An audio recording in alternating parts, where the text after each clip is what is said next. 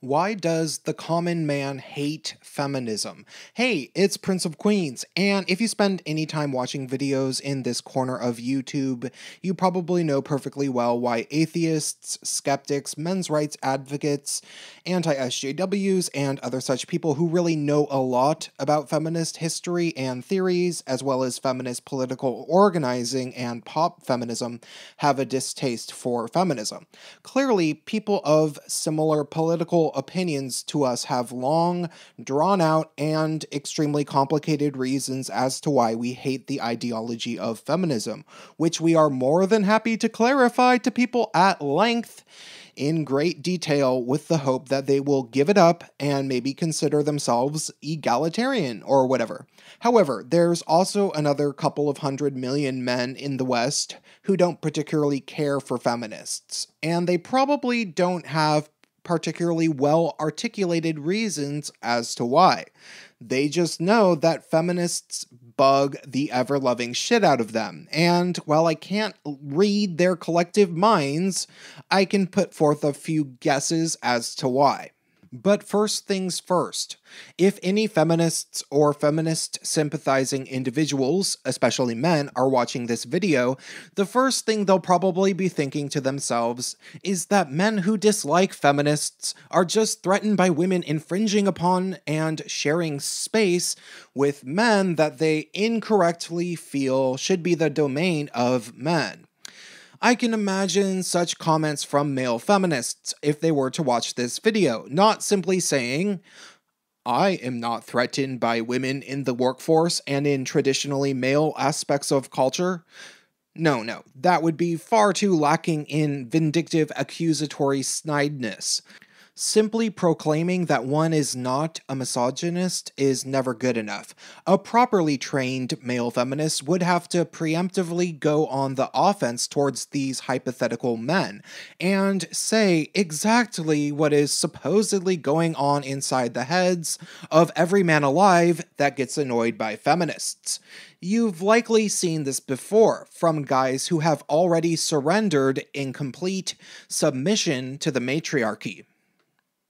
These guys are just threatened because masculinity's so fragile and their egos couldn't handle the inevitable reality that a woman would be more qualified and beat them out for a job that they would have otherwise got because of their male privilege. This guy I'm strawmanning, of course, is probably well aware of how many feminists have wormed their way into middle management in the current year who could potentially personally throw him a bone and hire him if he says things like that. Or more likely, he's worried he might get in trouble at work or in his personal life if he doesn't say things like that. But still, let's exclude the big obvious dynamic that feminists always point out about job competition, because I think that entire straw man of an argument is a bit disingenuous to begin with, as it implies that it's just a bunch of jobless male degenerates bitching about feminism as they browse Craigslist job listings. What about the guys that do have jobs? What about the guys that encounter feminists at work? What about the James Damores of the world who went to Harvard and I think MIT, but have to live in constant fear of upsetting female coworkers with a microaggression, even though he's already one of the meekest, mildest guys on the planet, as you can see in the interviews he's given? What about those guys? See, I think that the problem here isn't that men are afraid of women entering the workforce in greater numbers. I think the problem is what happened when many women got there, and a whole bunch of them ended up being feminists. Look at the article about sexist air conditioning. I mean, assuming that this was a legitimate complaint from actual female workers, can you imagine working at whatever office that was with your female coworkers feeling so entitled to complain about that so much that eventually they attracted the feminist press? Can you imagine being the woman at Apple who decided that she was deeply offended because some guys posted hide your kids, hide your wife, when there was an intruder on the Apple campus in reference to the internet meme about the attempted rapist in the projects, that she claimed that she was so offended that it traumatized her so badly and she took a month off of work. Can you imagine that? Sorry, not sorry, but a day would already be pushing it, sweetie. Then we have things like Donglegate, Shirtgate, and what happened with Tim Hunt when he got fired for a bit of sarcasm during a speech. There's basically glorified feminist headhunters crossing over into STEM fields to try to ruin the careers of some of the most magnificently talented men on the planet. And somehow, the problem is supposedly masculinity so fragile. And let's not even get into feminist college students. Furthermore, comedy isn't safe from feminist tyranny. Oh no, Mr. Funny Guy. You think that being the class clown as your only outlet of getting people to like you by way of saying things that would embarrass most other individuals while on stage is something sacred? Fuck no, not with Lindy West around. She's gonna regulate on your ass. Not so much anymore, though, because she had to quit Twitter. Everybody hates her. I think the bottom line is this. It's not so much the fact that there might be women around that bothers anybody, because there's tons of guys and female bosses that want women around.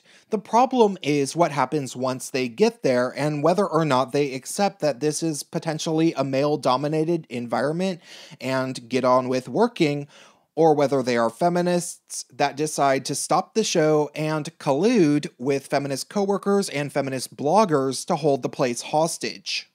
It's obviously not a secret that this attitude is a problem, but more than that, there are women in tech who think that this artificial stimulation based on a select few women's narcissistically and unrealistically ambitious career goals are messing with the well-being of the amazing women that do naturally gravitate towards STEM fields.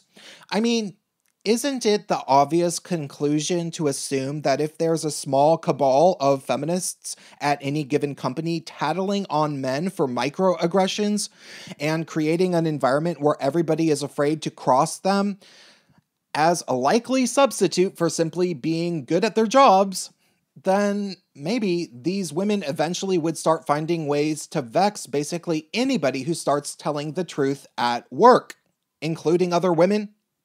Think about it. And here's the thing.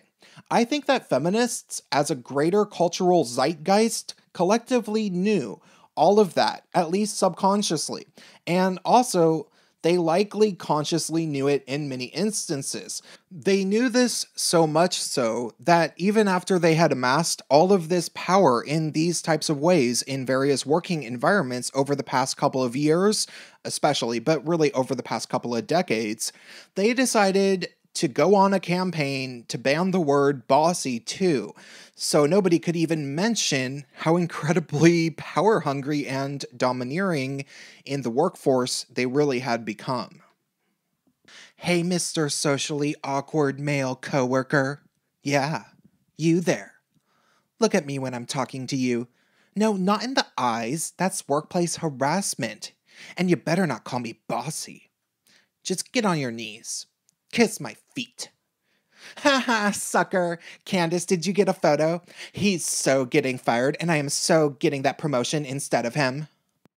Obviously, that's a humorous exaggeration, and obviously, this behavior hasn't spread to absolutely every aspect of culture, but the more that I encounter and observe the behavior of feminists, the more I feel like they are perhaps mostly a bunch of women who always got everything they wanted, not just from their parents, which they probably did too, but they had a massive case of teacher's pet syndrome, getting praise in school by being a kiss-ass to the authorities. But of course, the suck-up good girl routine doesn't work in terms of actually producing things. And so, eventually, when these women grow up and never have learned any tricks besides raising her hand first and agreeing with the teacher or boss, and she wants to land that high-paying job, well, she'll need to take it by force. A real woman can get a job because she's qualified, but a feminist will more than likely poison all of her rivals. Drop me a comment, share this video if you think somebody should see it, because YouTube is not doing us any favors in getting views these days, and stay tuned.